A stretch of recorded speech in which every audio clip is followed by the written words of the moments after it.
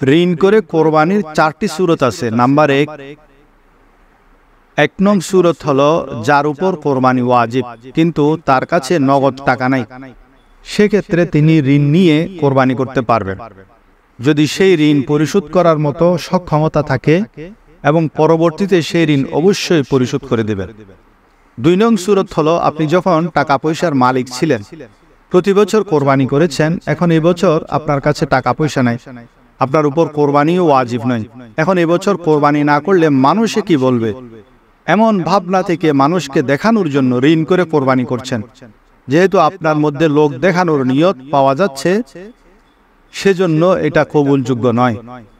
3 নং সূরত হলো অনেকে আছেন যে প্রতি বছর বড় বড় গরু দিয়ে কোরবানি করেন, এবছর টাকা পয়সা একটু কম, এখন সে যদি ওয়াজিব আদায় করার জন্য সে একটি ছাগল দিয়ে কোরবানি করে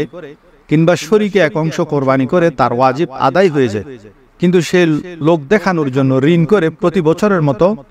বড় গরু কিনে আনলো, এমন ধরনের কাজ করা থেকে বেঁচে থাকা উচিত। 4 নং সূরত হলো আপনি এমনিতে ঋণগ্রস্ত, মানুষ থেকে ঋণ নিয়ে রেখেছেন, সেই ঋণ ফেরত দিতে পারছেন না,